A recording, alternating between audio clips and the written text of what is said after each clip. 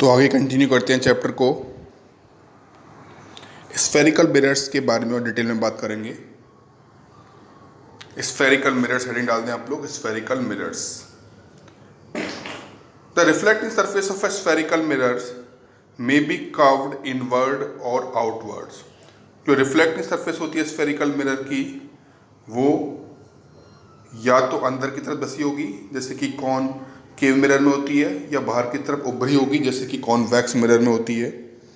अगर मैं थोड़ा सा दिखाऊं आपको,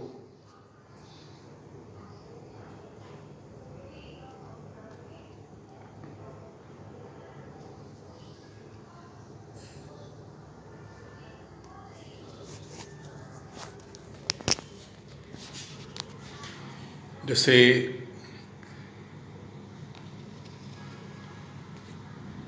ये एक कॉनकेव मिरर है,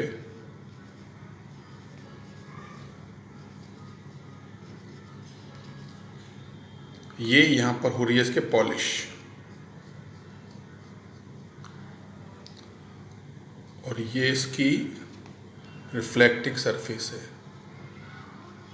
यहां से रिफ्लेक्शन होगा,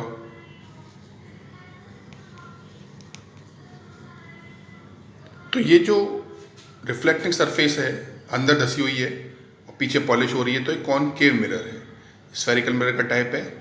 और अगर हम कॉन्वेक्स मिरर की बात करें तो कॉन्वेक्स मिरर में पॉलिश होती है अंदर की तरफ,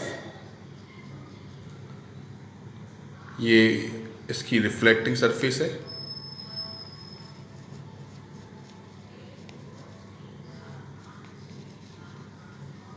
यह है कॉन्वेक्स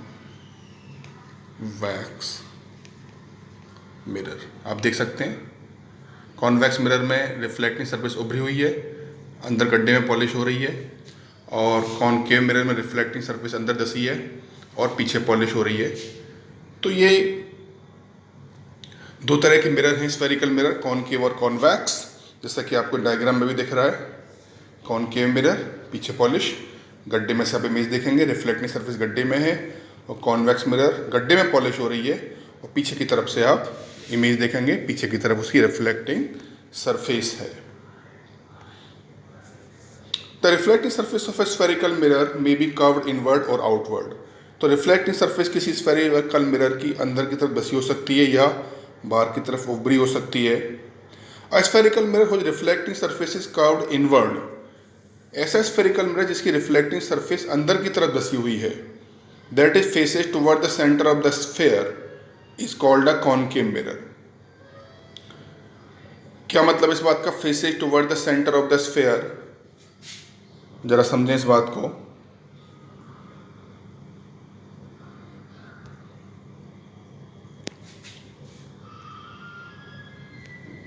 अगर हमने कॉनकेव मिरर की बात की तो क्या है कॉनकेव मिरर? वास्तव में एक स्फेयर जो है उसका एक पार्ट है concave mirror,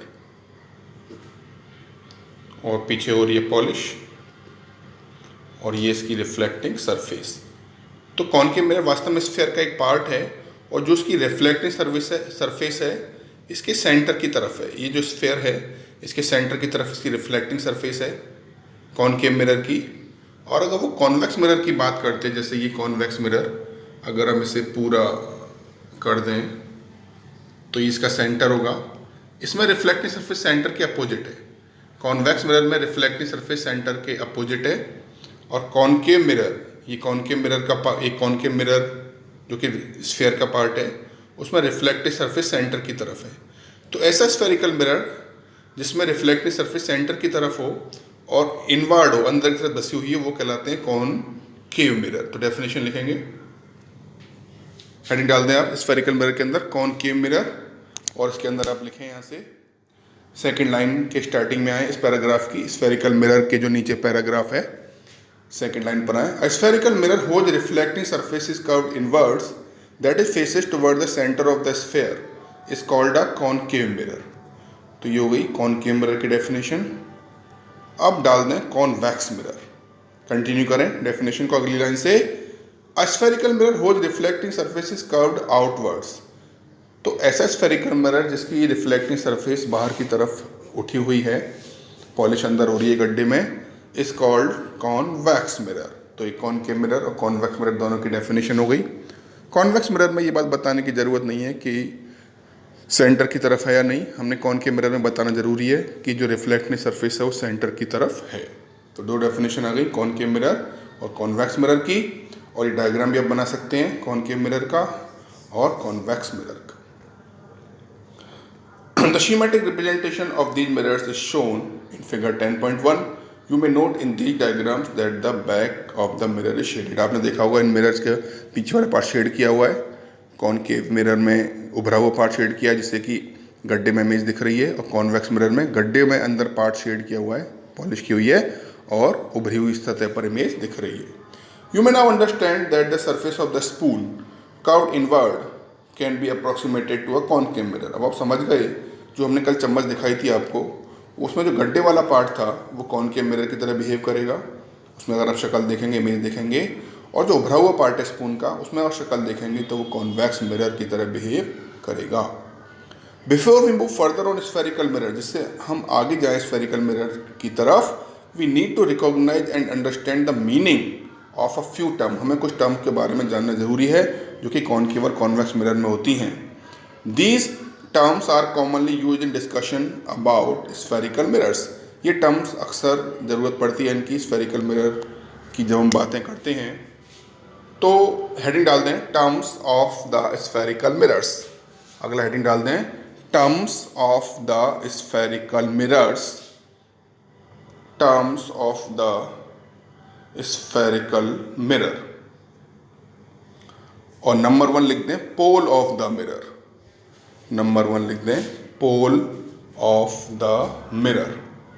pole of the mirror के नीचे अंडरलाइन करें। क्या होता है पोल, मैं बताता हूं आपको। पोल ऑफ द मिरर के नीचे अंडरलाइन करें, लिखें इसमें नीचे से तीसरी लाइन ऊपर की तरफ, लास्ट में जो नीचे की लाइन है उससे ऊपर की तरफ तीसरी लाइन पर आए। The centre of the reflecting surface of a spherical mirror is a point called the pole. जो रिफ्लेक्टिंग सरफेस है किसी भी स्फेरिकल मिरर की, चाहे वो कॉनकेव है चाहे वो कॉन्वेक्स है, उसका जो सेंटर पार्ट है वो पोल कहलाता है। और ये जो इमेज सरफेस होती है उसके ऊपर होता है। It lies on the surface of the mirror और the pole is usually represented by the letter P, और इसे कैपिटल पी से रिप्रेजेंट किया जाता है। क्या मतलब इस बात का, क्या कहना चाह रहा है, बताता हूं मैं आपको। जैसे हमने बात की ये कॉनकेव मिरर है, तो कॉनकेव मिरर का जो सेंटर पार्ट है, जैसे ये पूरे का सेंटर हुआ जो कि रिफ्लेक्टिंग सरफेस के ऊपर आ रहा है, और जो इसका सेंटर पार्ट है ये वाला, ये कहलाएगा पोल, और कैपिटल पी से इसको रिप्रेजेंट किया जाता है। ये कॉनकेव मिरर का पोल हो गया। अगर आप कॉन्वेक्स मिरर की बात करते हैं, जैसे ये कॉन्वेक्स मिरर है, यहाँ से लेके यहाँ तक ये इसकी रिफ्लेक्टिंग सरफेस है, तो इसका सेंटर पार्ट करीब यहाँ पर हो जाएगा, और ये हो जाएगा कॉन्वेक्स मिरर का पोल, कैपिटल पी से इसको रिप्रेजेंट करेंगे। तो जो सेंटर पार्ट है उसकी रिफ्लेक्टिंग सरफेस का वो पोल कहलाता है, उसको कैपिटल पी से रिप्रेजेंट करते हैं। तो इसी तरीके से और भी हैं टर्म्स जिनको कि हम कल डिस्कस करेंगे। काफ़ी सारी टर्म्स आती हैं, मोस्टली दोनों में कॉमन है, कॉनकेव और कॉन्वेक्स में। लेकिन एक टर्म प्रिंसिपल फोकस ये अलग अलग है। Principal focus of concave mirror अलग है और principal focus of convex mirror ये डिफरेंट है। तो उनके बारे में हम कल डिस्कस करेंगे।